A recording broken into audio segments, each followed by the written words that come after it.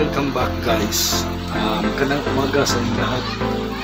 Meron na naman tayong isi-share na tutorial ngayong araw na ito. Una sa lahat, magandang araw sa inyong lahat at sa mga subscriber ko at mga ka-technician. Magandang araw sa inyo. Meron akong isi-share sa inyo. Meron tayong i-repair ngayon, CRT TV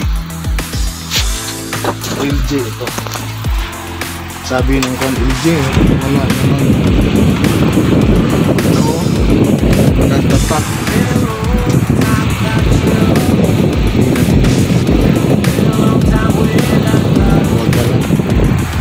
Ilga sa LG ito.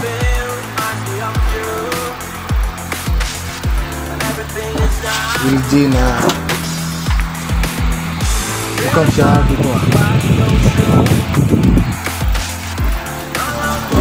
TV CRT. Ay hindi pala ang LG pala yung tatak ng picture tube LG. Yung trouble niya is pag ino-on mo papatay ulit, hindi magbubukas.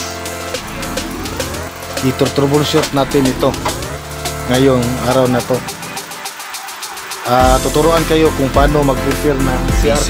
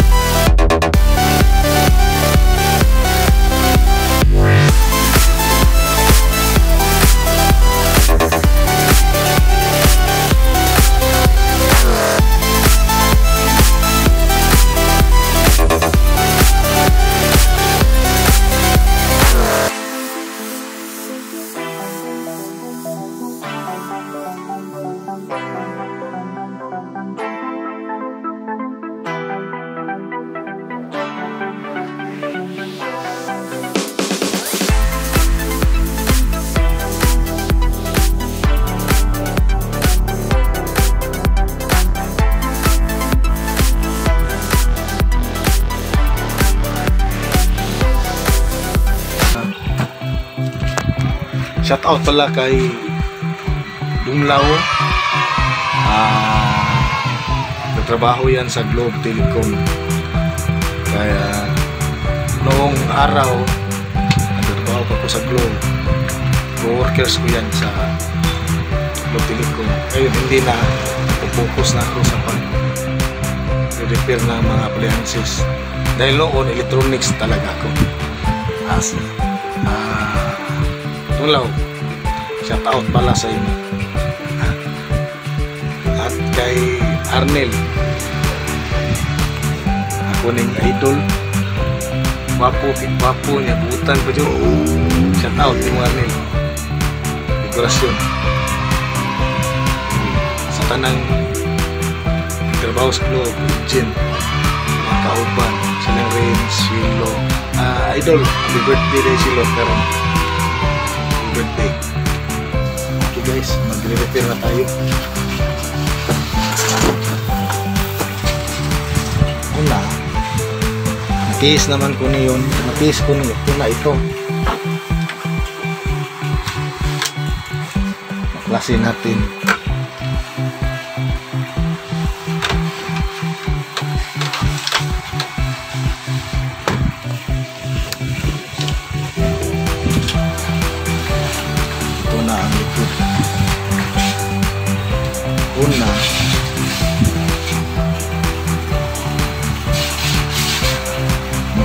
checking ka dito sa primary. At pagkatapos voltage checking naman sa secondary. Pero una sa lahat, primary muna tayo. I-check natin. Pero pasensya na pag troubleshoot, wala talaga akong nagtayo ng kuwan. Yung bibili pa ako ng kuwan sa cellphone ko. Isang kamay lang ito, mahirap ito, baka makurinti tayo dito. I-trace lang natin kung anong sira nito.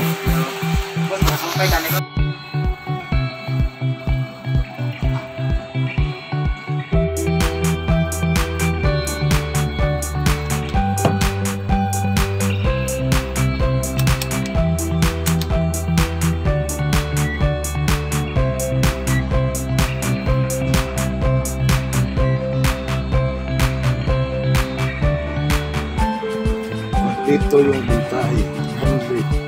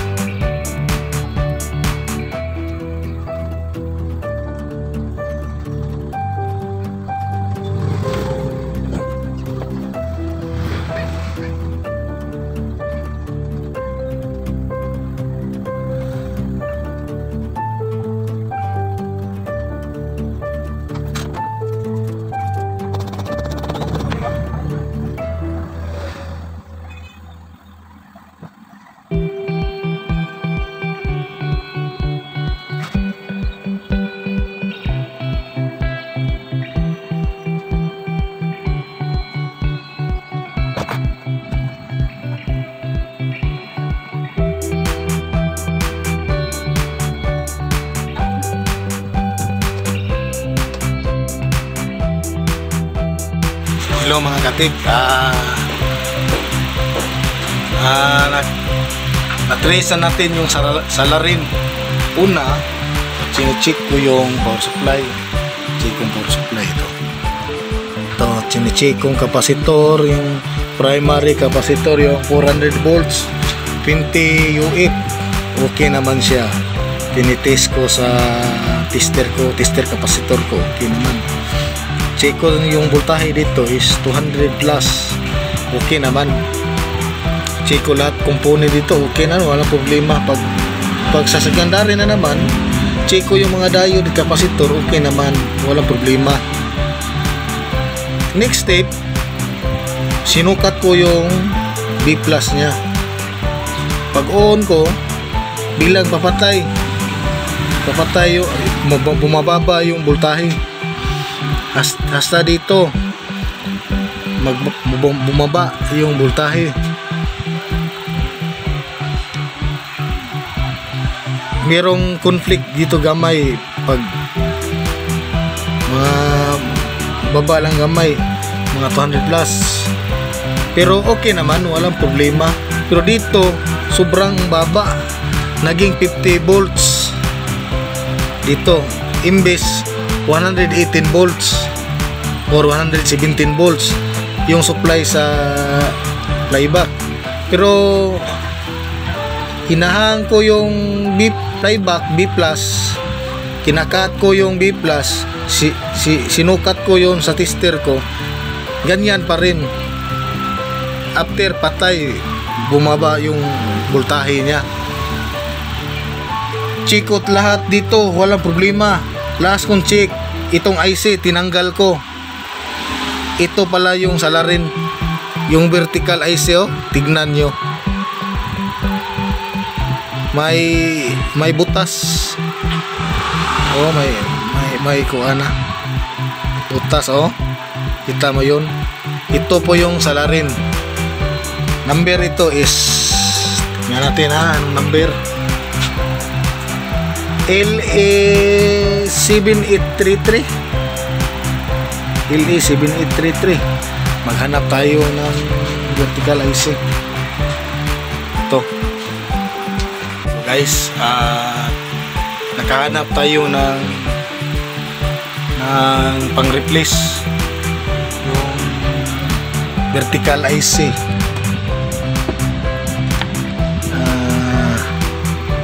Number niya is 7840, LA7840.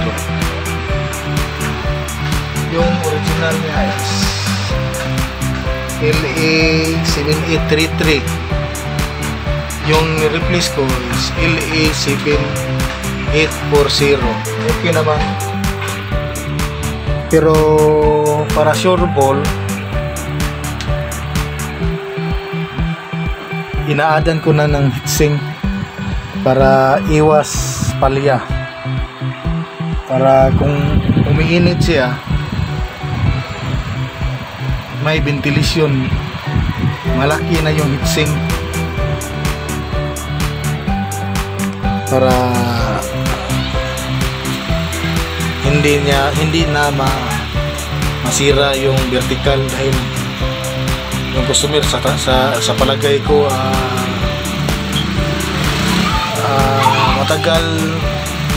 matagal magamit ng appliances,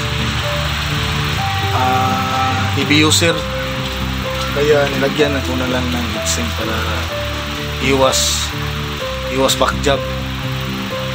Okay naman, nag-picture naman siya. Tignan natin ha, papakita ko sa inyo. Iris na, pero merong sinulat dito sa loob is LG 212CM. Ito yung model. Oh, wala na, mga surplus ng ito. Okay na siya. Okay na. Nireplisan ko ng LA7840. Yung sa orig is LA7833. Okay naman.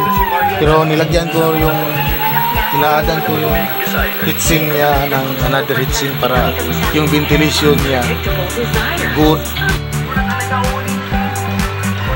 Okay na siya.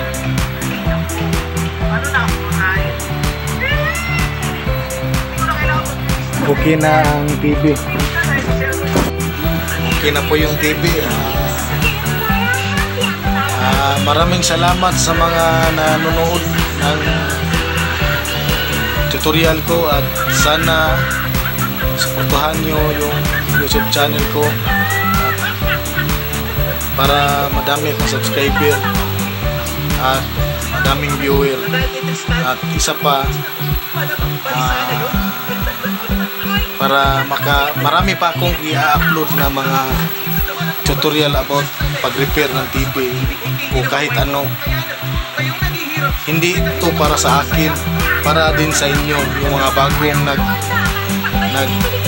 nag-school ng mga electronics or nag-practice ng paano mag-repair. Pwede nyo manood kayo sa aking YouTube channel. At huwag kalimutan mag-subscribe at i-click yung notification bell para makasubaybay kayo sa mga ina-upload ko. maraming salamat po sa inyong lahat at magandang hapon po. Salamat, thank you.